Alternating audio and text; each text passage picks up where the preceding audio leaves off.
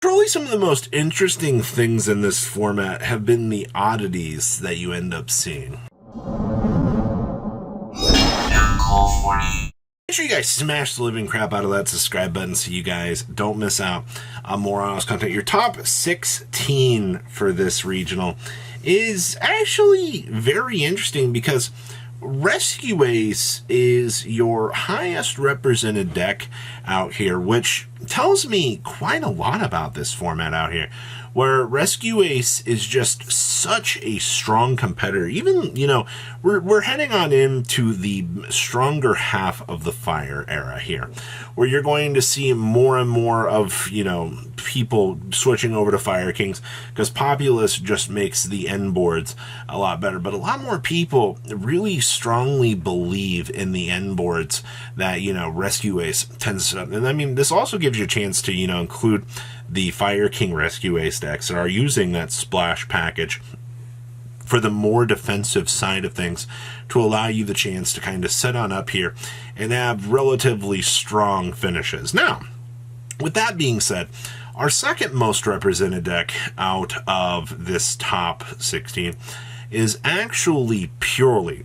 Now, Purely has been relatively strong for a lot of the meta competition, and, I don't think a lot of people really realize how strong Purely still is. Most people aren't even really siding for the deck anymore, and with consideration for that, you've got a lot to take in here with the fact that Purely can just kind of come out of left field here and destroy you, all right? Like the end boards that deck can still make. We've seen a lot of innovation with Purely trying to adjust itself here and kind of figure out what exactly it wants to do. Now, also for most of these regionals, we also did have a Bysteel Runic deck.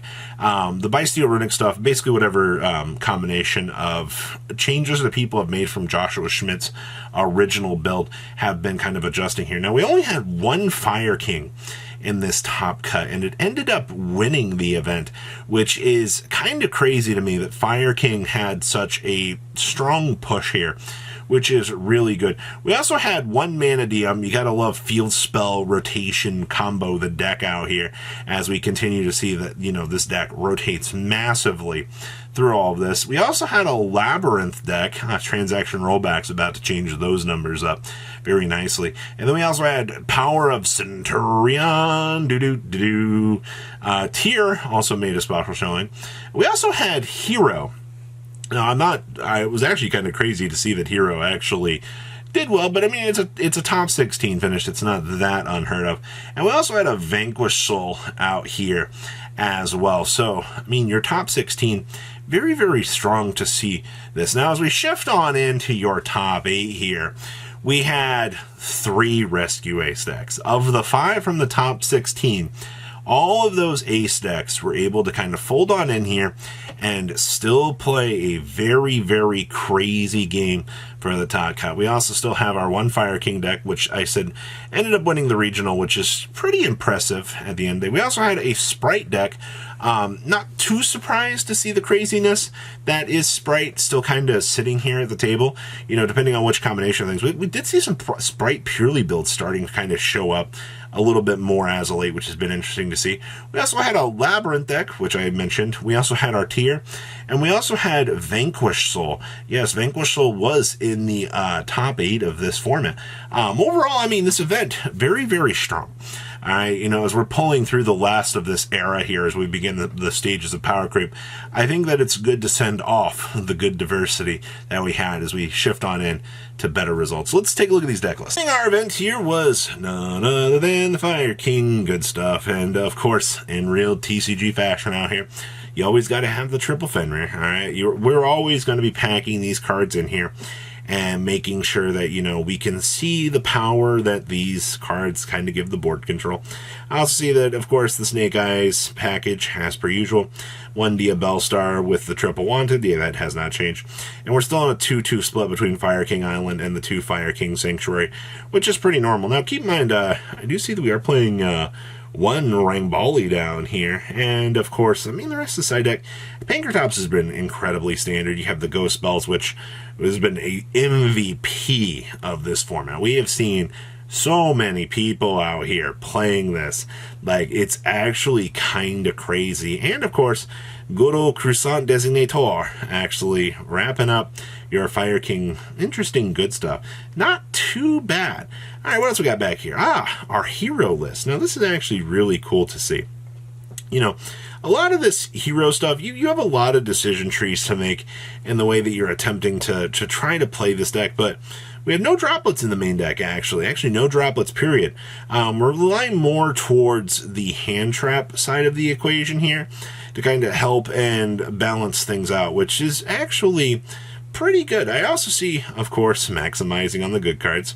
Only one mass change. I believe there's been some builds that have tried to push towards multiples of the mass change, but I don't know, I feel like you're just going to run into issues if you do that. It's also really cool to see Dark Angel still having a little bit of a place out here. Dark Angel's kind of fallen off of the map very, very hard due to, you know, kind of the immense levels of power creep that we've seen very heavily out here, but okay, but overall, this is within the realm of expectations, I feel like, for kind of what you're expecting out here for this. All right, what else we got back here? Hey, some actual rescue ace. Now remember, I always like saying this, but you know, everybody said, oh my god, Airlifter going to 1, you know, this deck is donezo. And honestly, the deck has evolved just fine. You know, we haven't really seen huge changes out here. And I think having the consistency of this is good. We've also, some of these builds have been doing the triple impulse, citing the fire attacker. This build is not doing that, which is actually kind of nice to see. I also see most of the main deck here with 43 cards is fine. The double Diabell Star is good. Post side decking, yes, the super polys that got pushed into the side deck have been actually a lot more relevant, I feel like, in the current meta. You know, getting the chance to board break through some of those very, very strong, annoying boards is very good. And, of course, the Solemn Judgment here as well. Don't forget, you know, being able to have these power cards at your side is incredibly powerful. All right. Oh, my, we have Pendulum Magicians down here. Pendulum Magicians did manage to get their invite out of this event, and I've said this a lot, but it's really nice to see that people are still playing Pendulum Magicians and still trying to do well with the deck. I just think that you have to do a lot more innovation shifts with this in order to get things going here. And one of those innovations here, I see that we are playing a Dragon Pit Magician down here as a scale for the optional, you know, discard a Pendulum, pop a spell and trap card on the field.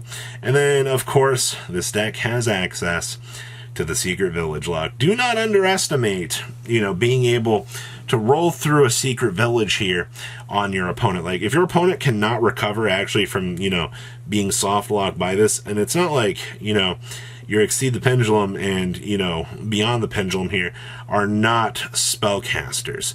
All right, like, they'll give you the ability to deploy the soft lock on your opponent so your opponent doesn't get the chance to actually play the game. And I think that's kind of something to note, is just how important this card can actually be in certain matchups. Outside of that, you know, full combo, the new Supreme King Gate stuff really did help this deck modify into something better.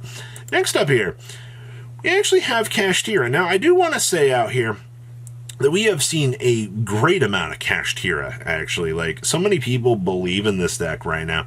And it's mainly because, like, you're a very strong mid-range control deck.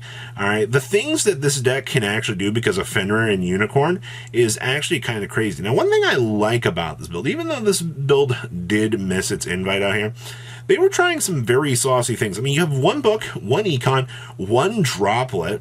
All right, you're very, very tacked out here. And we're also playing one evenly in here as well. Talk about, like, the craziness that you're doing. Now, post-side decking, I do see that we do bring in Book of Eclipses. We also have a Dark Ruler. You have Raigekis and the Lightning Storm that you can thrust into. Thrust is what feels like this deck's, you know, backbone. You're able to kind of try to rotate in to all of this levels of craziness. And I see that we're also playing a singular Kaiju in here as well.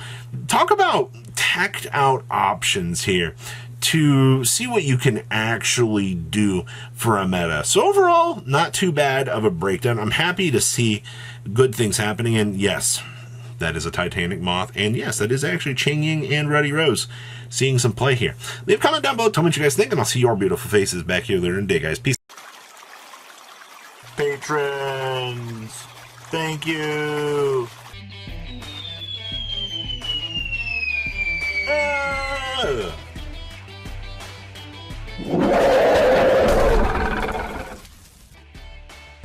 Thank you so much for watching. Check out these other videos.